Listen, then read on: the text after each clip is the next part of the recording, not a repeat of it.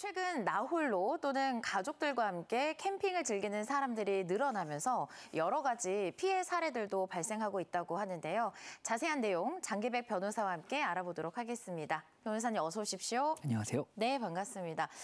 시작하기에 앞서서 질문 하나 드리도록 하겠습니다. 네. 캠핑 좋아하시나요, 변호사님? 이 질문이 오늘 제가 받을 질문 중에 가장 어려운 질문 같습니다. 아, 그렇습니까? 캠핑을 좋아하지 않고요. 네네. 저희 가족 모두 사실 캠핑을 좋아하지 않아서 캠핑을 가본 적이 없습니다. 아, 그렇습니까? 네. 앵커님 좋아하시나요? 저는 사실 고전적인 캠핑은 조금 어렵더라고요. 그래서 현대화된 글램핑은 좀 즐기는 편입니다. 자, 이렇게 저희가 캠핑을 좋아하는지 이야기를 나눠봤는데 최근에 캠핑을 하시는 분들이 굉장히 이용자 수가 늘어나고 있더라고요. 또 이 공정거래위원회에서 발표한 자료에 따르면 소비자들이 캠핑장과 관련해서 많은 불편을 겪고 있다라고 하던데 이 캠핑장 관련 피해 현황은 어떤지 궁금합니다. 네. 그 2018년부터 2023년까지 지난 6년간 캠핑장과 관련한 소비자 피해 구제 사례는 약 300건 정도입니다. 연평균 증가율이 30%에 달하고 있는데요. 2018년이나 19년에는 겨우 20건 남짓했던 피해 구제 사례들이 2023년에는 72건으로 3배 이상 증가한 것으로 확인이 되고 있습니다. 가장 큰 피해 유형은 계약 해지와 관련된 것으로 92%를 사실상 거의 모든 피해 구제 사례가 계약 해지와 관련된 것인데요. 그 계약 해제 내부적으로 다시 한번 세분류를 해보면 위약금이 과다하다는 사례가 40% 정도로 가장 많았고 그다음이 사업자 귀책 사유로 내가 시설을 이용하지 못했는데 손해배상을 받지 못했다는 사유 또는 기후변화나 천재기변 때문에 방문하지 못했는데 제대로 환불을 받지 못했다는 사유 등이 접수되고 있습니다. 아, 네, 그렇군요. 이렇게 캠핑을 즐기는 사람들이 좀 많아지면서 피해도 이와 함께 늘어나고 있는 것 같은데요. 대표적으로 어떤 종류의 불편 사항이 있었을까요? 예, 가장 대표적인 불편 사항이 3가지가 있는데요. 첫 번째는 2박 우선 예약입니다. 2박 우선 예약이라는 것은 그러니까 금토일, 보통 금토일을 말을 하는 거죠. 금토일 3일 정도 예약을 하는 소비자들을 먼저 예약을 열어주고 1박 2일, 토요일, 일요일 이렇게 예약하는 사람들은 임박해서야 이제 예약을 열어줌으로써 내가 어떤 캠핑장에 가고 싶고 그 캠핑장에 예약이 되어 있는지 확인하고 싶은데 소비자가 확인조차 할 수 없는 약간 불안정한 지위에 날짜로부터 정말 일주일 임박할 때까지 확인이 안 되는 문제점이 있었습니다. 아무래도 그 사업주들은 2박 3일 동안 캠핑장을 이제 임대를 해주는 것이 훨씬 더 이익이기 때문에 그렇게 영업을 하는 것으로 보이는데요. 소비자로서는 많이 불편한 부분이라고 할 수 있습니다. 네. 두 번째는 그러니까 결제와 관련된 것인데요. 많은 수의 캠핑장들이 신용카드 결제를 받지 않고 계좌이체나 현금으로만 결제를 받고 있어서 그와 같은 불평을 겪고 있는 소비자들이 굉장히 많았습니다. 약 34% 정도 되는 캠핑장에서 카드를 받지 않은 것으로 실태가 조사됐고요. 마지막으로는 예약을 취소했을 때 과연 어느 정도 위약금을 받는 것이 내가 계약금을 돌려받는 것이 맞는지 위약금을 내는 것이 맞는지 만약에 위약금을 낸다면 얼마를 내야 되는지와 관련된 규정이 지금 표준 약관을 따르지 않는다는 점 등이 총 3가지가 확인이 되었습니다. 그렇군요. 자, 사례들을 좀 더 구체적으로 살펴볼 텐데요. 준비된 영상 함께 보시고 이야기 이어나가겠습니다. 소비자 A씨는 캠핑장 1박 이용 계약을 체결하고 캠핑장 사업자에게 예약 대금 15만 3천 원을 지급을 했습니다. A씨는 개인적인 이유로 예약일 9일 전 예약 취소를 요청했지만 캠핑장 사업자는 무려 위약금 60%를 제외한 금액을 환급했습니다. 변호사님, 이용하기 9일 전인데도 불구하고 위약금 절반 이상을 떼냈단 말이죠. 실제 이 소비자 분쟁 해결 기준의 이 기준과는 또 규정과는 좀 차이가 있을까요? 어떤가요? 네, 많이 차이가 있죠. 지금 캠핑장 같은 경우는 소비자 분쟁 해결 기준 중에도 숙박업의 기준을 받고 있는데요. 물론 이 숙박업 기준이 과연 타당한가에 대해서는 현장에서는 의문이 있지만 네. 어쨌든 지금 숙박업의 기준을 받고 있습니다. 그런데 그 숙박업에는 소비자 귀책 사유로 그 계약을 해지하는 경우에는 이것이 시기적으로 성수기냐 주말이냐 아니면은 비수기냐 주중이냐 이런 거에 따라서 또 며칠 전에 취소를 하느냐에 따라서 아주 상세하게 위약금의 규모가 정해져 있는데요. 지금 일부 캠핑장들 같은 경우는 이러한 소비자 분쟁 해결 기준과는 전혀 무관한 본인만의 독자적인 아주 과대한 위약금을 청구하고 있는 것이 사실입니다. 예컨대 아까도 말씀드렸듯이 성수기와 비수기를 구분하지 않는다는 점. 또 하나는 항상 이게 소비자의 귀책으로 예약이 취소되는 게 아니거든요. 네. 사업자의 귀책으로 예약이 취소가 되는 경우도 있는데 표준 약관에 따르면 사업자 귀책으로 인해서 예약이 취소되는 경우에는 손해배상을 하게 되어 있습니다. 아, 전부요? 아니요. 그것도 정해져 있습니다. 비율이. 아, 네. 그것도 성수기, 비수기에 따라서 다 정해져 있는데 캠핑장 같은 경우는 그런 기준이 아예 없어서 가끔 사업자의 문제로 인해서 예약이 안 된 경우에도 죄송하다, 그냥 말로만 죄송하다고 하고 전혀 어떤 금전적인 배상이 없는 경우가 많이 있었습니다.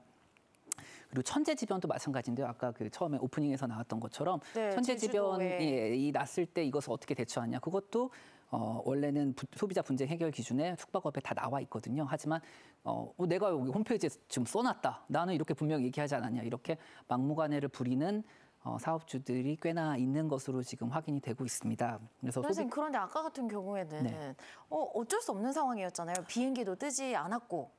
그쵸. 그런데도 환불이 안 될까요? 그러니까 원래는 이게 만약에 호텔이라고 생각하면 환불이 될 텐데, 네. 근데 이제 자신들만의 억지를 부리는 거죠. 원래는 환불이 되죠. 물론 억지를 주장할 때 근거가 있겠죠. 아니 그거 하루 전날 오면 되는 거 아니냐, 이틀 전날 오면 되는 거 아니냐, 이렇게 억지를 부릴 수 있는 여지는 있습니다. 너무하네요. 네. 자, 두 번째 사례는요. 현금 결제와 관련된 내용인데요. 이번에도 영상 먼저 보고 이야기 이어나가겠습니다. B 씨는 캠핑장 특가 광고를 보고 예약을 해서 캠핑장을 찾아갔는데 막상 도착해보니 현금 결제 가격이었습니다. 카드로 결제할 경우 부가세 10%를 더 달라는 말에 어쩔 수 없이 현금으로 결제하고 현금 영수증 발급을 요청했지만 이마저도 거부를 당했습니다. 이런 경우 너무 많습니다. 물건을 살 때도요. 현금 결제 되나요? 안 된다는 경우도 하기 싫은데 해야 되는 경우도 있고 왜 그런 걸까요?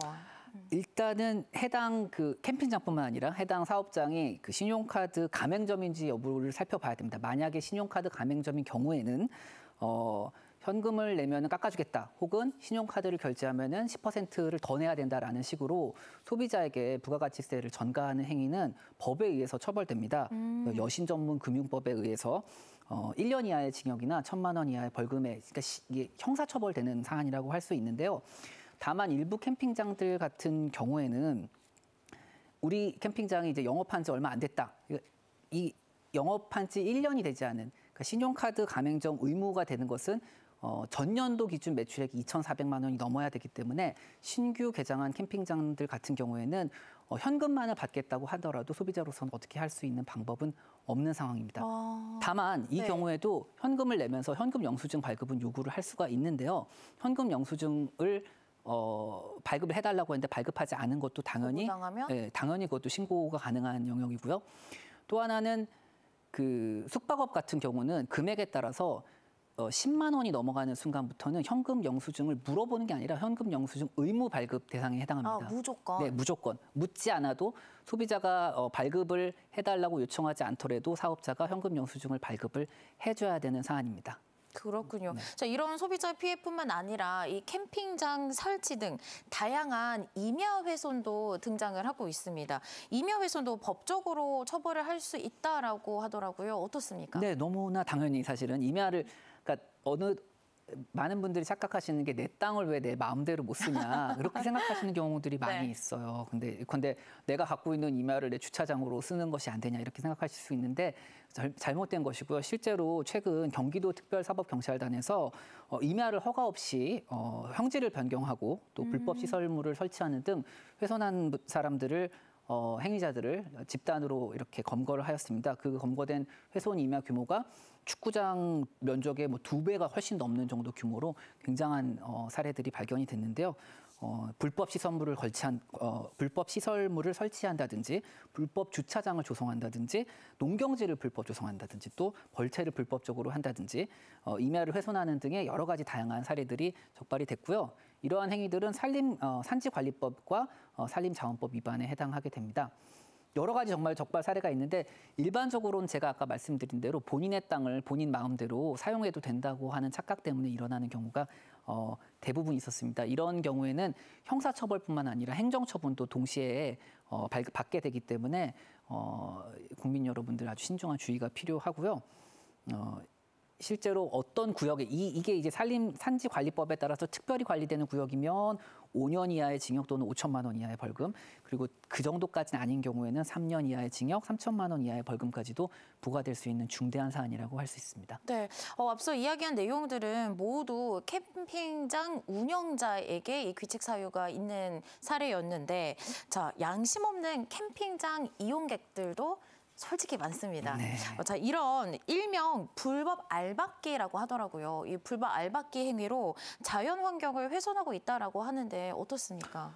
사실 굉장히 많은 관광지에서 문제가 되고 있는 사례고요. 특히 뭐 가장 최근에 크게 보도가 된 것은 연천 한탄간 관광지 모래밭이었는데 네. 근처에 분명히 유료로 된 그 차박 캠핑장이 있습니다. 근데 이제 관광지와 접근성이 좋다 보니까 거기까지 가지 않고 임의로 그쪽에 있는 모래밭에 수십 대의 차량이 장기 알박기를 하고 있고 수십 채의 텐트가 그냥 쳐 있는 거죠. 그런데 그 텐트나 차량 안을 들여다보면은 완전히 별장처럼 되어 있어서 그 시설을, 그러니까 살아가는데 좀 부족함이 없어요. 그래서 많은 분들이 거기다가 차를 둔다든지 텐트를 쳐놓고 주중에는 아무도 안 와요. 주중에는 아무도 안 오는데 주말에 가서 별장처럼 사용하고, 심지어 경우에 따라서는 자기 친구들한테 빌려주기도 하고 돈을 내고 임대해주기도 하고. 그런 경우 많죠, 사실. 많이 있죠. 그래서 이거는 굉장히 문제가 되는. 왜냐하면은 그런 장소는 사실은 모든 국민이 이용하라고 되어 있는 곳인데 그분들만 이렇게 선점해서 이용하면서 또 수많은 쓰레기 문제라든지 미관 문제라든지 이런 것을 야기하기 때문에 상당히 문제가 있는데요. 다만 이제 단속하는 지방자치단체 입장에서는 단속 근거 규정이 이게 이제 제가 뒤에도 말씀드리겠지만 2023년에 해수욕장법이 개정되면서 그래도 훨씬 쉬워졌는데, 해수욕장법 개정 이전에는 마음대로 텐트를 치울 수도 없는, 그러니까 그 처벌은 고사하고 텐트를 철거하는 것조차도 너무나 어려웠고, 그 규정이 있더라도 인력이 또 부족. 왜냐하면 공무원들이 출근한 시간에 텐트에 가보면 아무도 없어요. 근데 아무도 없는 텐트를 그냥 치우면 문제가 되거든요. 치우면 또 안 되는 네, 그거는 거겠죠. 간단히 설명을 드리면은 예전에 일반적으로 보통 자전거에 그 아파트 단지 안에 있는 버려진 것 같은 자전거라고 하더라도 쌓여 있죠, 예, 사실. 근데 그거를 막 버릴 수가 없거든요. 사유재산이기 때문에. 그래서 그거를 보통 보셨을 겁니다. 사전에 몇 개월 전에 고지를 하고 이거 안 가져가면 버리겠습니다. 맞아요. 그리고 그다음에 그 버린 걸 또 바로 버리는 게 아니라 한 대 모아놔요. 혹시라도 가져갈 사람 가져가라고. 그런 절차를 거쳐서 비로소 이제 버리게 되는데, 그게 이제 여기서는 행정대집행이라고 할 텐데, 행정대집행 절차가 요구될 때는, 근데 아파트 단지 같은 경우는 그나마 그 주민을 대상으로 얘기하면 되잖아요. 근데 그 텐트 누구 건지도 모르는 거죠. 그 텐트 알 수가 없는 거죠. 그래서 개고장을 붙이는 경우도 있는데 개고장이 텐트에 잘 붙지도 않고 붙어봤자 바람에 불러 날아가고, 이게 공무원들 입장에서는 단속을 하고 싶어도 본인들의 인력도 부족하고 단속하러 갔는데 아무도 없는 거예요. 누구 건지도 알 수 없고. 그러니까 이제 너무나 어려움이 많았죠. 기본적으로 그러면 텐트에 번호라도 남겨놔야 되지 않을까요? 그렇게 장기 차박이나 장기 텐트박을 하는 사람들이 그런 자신의 연락처를 남길 리가 없습니다. 근데 그게 1년 동안 계속 방치돼 있는 거잖아요. 그렇죠. 뭐 이제 5월 정도에 딱 정말 좋은 목 잡아놓고 한 9월, 10월, 그러니까 여름 내내 그냥 자기의 별장처럼 사용을 하는 거고, 정말로 많은 텐트들, 정말로 많은 그 캠핑카들이 주인 없는, 그러니까 캠핑카가 앞에는 없어요. 뒤에 그 캠핑카 그 스테이션만 있는 단계로 막 이렇게 좋은 자리는 다 선점, 실제로 돈 내고 세금 내고 장사하시는 분들 유료 캠핑카 차박 거기는 이제 안 가, 참 돈 때문에 그런 경우가 많이 있는 것 같아요. 앞서 이렇게 살펴본 내용들을 보면 캠핑장 이 업주에게는 처벌이 이루어지고 있는데, 막상 이 불법 알박기 텐트 이용자에게는 아무런 이런 처벌이 이루어지지 않고 있는 것 같습니다. 그 이유는 뭐 때문일까요? 법령 자체는 뭐 공유수면법이나 해수욕장법, 또 자연공원법에 일부 과태료 규정이 있습니다. 있는데 아까도 말씀드렸듯이 그 공무원이 가서 그 과태료를 누구한테 부과해야 될 거 아니에요. 근데 그 사람은 없는 대상이 없는 거죠. 대상이 없기 때문에 과태료를 부과할 수가 없고, 그러면은 실질적으로 그나마 필요한 건 텐트라도 치우자 이렇게 돼서 그 2023년에 그 해수욕장법이 개정이 되면서 해수욕장이라는 그 영역에 있는 텐트들 같은 경우는 그 대집행 절차를 거치지 않고도 바로 철거를 할 수 있게 만들었어요. 해수욕장에서 그 숙박을 하는 것 자체를 막아버렸습니다. 해수욕장에서. 예. 그러니까 이제 아침에 갔을 때 이 텐트가 있으면 그거는 그냥 아침에 그 친 게 아닌 이상은 무조건 철거할 수가 있는 거죠. 그래서 공무원들이 뭐 새벽녘이나 이럴 때 가가지고 싹 다 텐트 수거해가지고 이렇게 철거를 하고 있는데 그럼에도 불구하고 아직까지 공용 주차장, 캠핑카들 이런 것들 아니면은 이제 해수욕장법의 규정을 받지 않는 곳에 설치된 텐트들 이런 것들은 여전히 문제가 되고 있는 사실입니다. 그래도 조금씩은 개선이 되고 있는 것 같아서 다행인데 앞에서 이 현금 강요 캠핑장의 사례에서는 이 처벌 규정 등 소개를 해주셨는데 이외에도 캠핑과 관련된 예약이라든지 아니면 그 이용 과정에서 피해를 입었다면 어떻게 대처하는 게 가장 좋을까요? 제일 좋은 거는 아직까지도 캠핑장에 대한 표준 약관이 마련되어 있지 않기 때문에 해당 캠핑장의 개별 약관은 정말 꼼꼼히 읽어보셔야 됩니다. 예컨대 계약 전 이용 일자라든지 소재지, 요금, 또 취소 관련 수수료 규정들을 정확히 숙지를 하셔야지 나중에 혹시라도 그런 문제가 생겼을 때 사업자가 그런 뭐 개별 약관보다도 더 안 좋은 그런 말을 하는 경우도 있기 때문에 사전에 숙지를 하셔야 되고요. 부득이 계약을 취소를 해야 되는 경우가 분명히 있을 겁니다. 그때는 취소 시점에 따라서 환급액이 달라지기 때문에 내가 어느 시점에 취소 요구를 분명히 하였는지를 입증할 수 있는 수단, 즉 전화보다는 문자나 이메일 등을 이용하는 것이 바람직할 것 같습니다. 그런데요, 변호사님, 아직도 이 숙박업소와 캠핑 왜 동등하게 이 법이 적용이 되고 있는지 좀 궁금합니다.